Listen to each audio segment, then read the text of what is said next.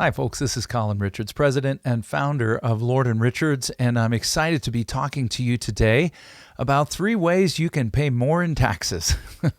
I know that doesn't sound very encouraging, but it's part of our series on taxes we call the Coming Tax Storm.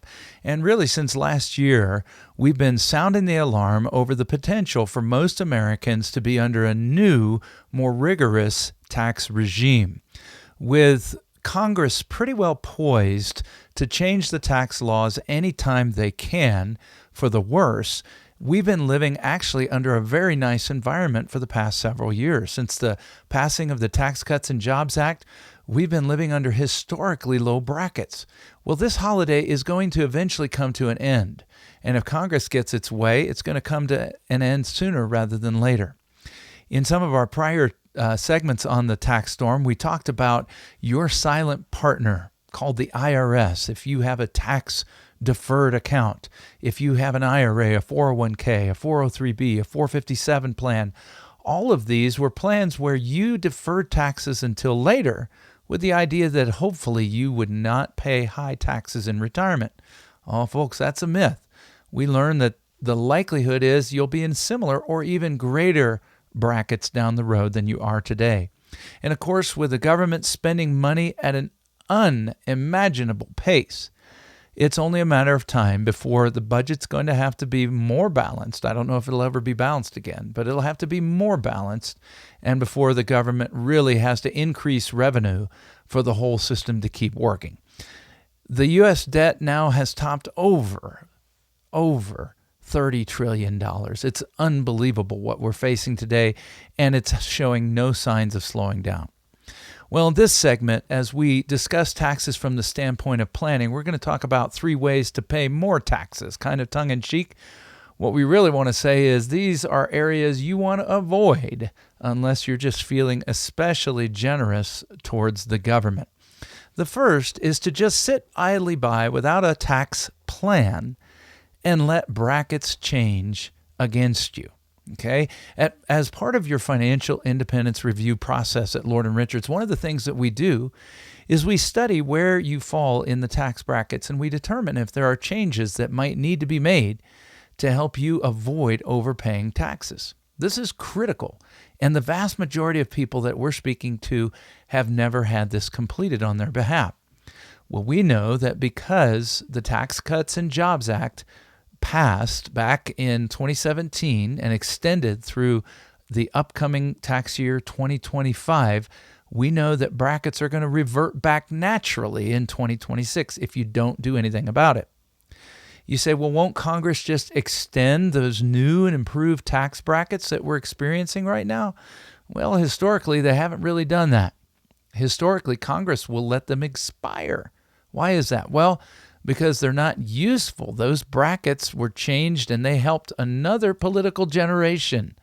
And they're not going to help the new generation just by letting them continue. New laws have to be passed so that new political credit can be taken.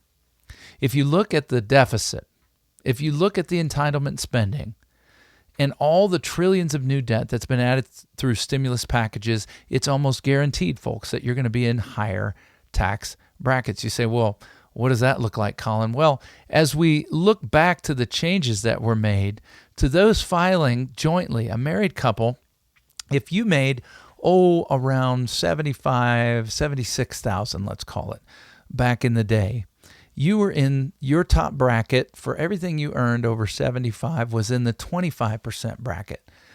Whereas right now, there's a window of opportunity to be somewhere between the 12 and 22% bracket. That is a remarkable difference, And those who make $150,000 or more will see even greater savings. Perhaps you, as a married filing jointly taxpayer, might see numbers like that or on your own. So number one way to pay more taxes is going to be sit by and do nothing while the tax bracket changes. Another would be to sit by and do nothing while the deductions that have been increased in your favor go away, while they expire. You know, we received a lot of nice deductions in that last tax law. Some people called it the Trump tax law. And the standard deduction went up remarkably high, so high that some charities worried that people would stop giving because they don't receive as much of a deduction anymore, because people already have it built in to their taxes. Well, Congress doesn't want to vote on tax increases for constituents. So here's a question. What's one of the easiest ways to make sure more money flows into the government's coffers?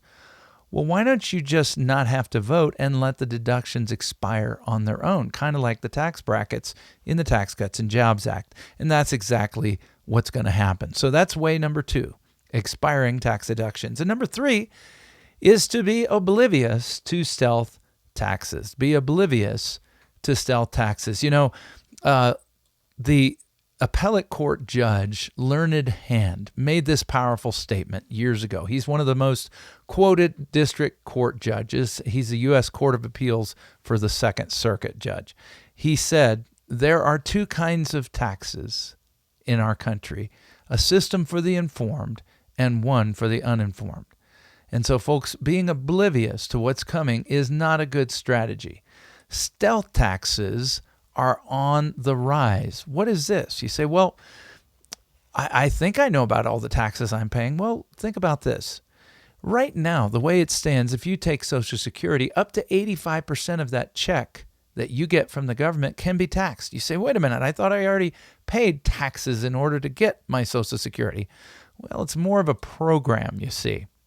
And so the government doesn't mind at all taxing you on your Social Security check if you make over a certain threshold. Knowing that limit and working with it to see how you can reduce taxes on your Social Security is very important. This can also trickle down to Medicare Part B and impact you there. Listen, folks, our retirement tax code is written in pencil.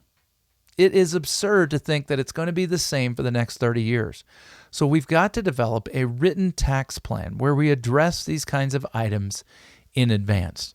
You say, well, are there any other stealth taxes or out in the open taxes that I should be looking at? Well, I've already mentioned the repeal of the Tax Cuts and Jobs Act may happen prior to the 2025 sunset date if Congress votes to do so.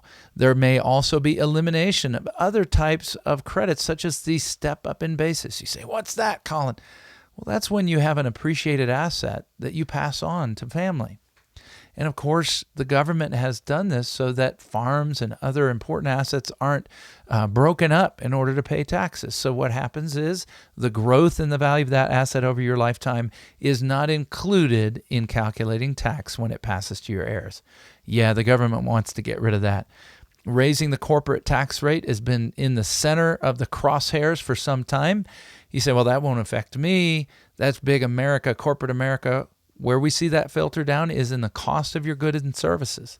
And mark my words, folks, we're trying to fight inflation right now. Raising taxes on corporations that set the prices of the goods you purchase is one of the worst ways that you could react to inflation. It's likely to increase it. And of course, our government is spending millions and millions more on auditing and enforcement by hiring more IRS workers.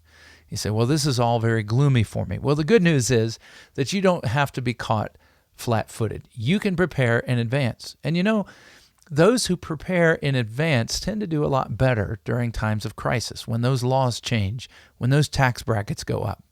For us at Lord & Richards, it's just a part of the financial independence review that we're conducting with people just like you every single day. I'd be delighted to talk to you about how you can achieve financial independence. It just starts with a simple phone call.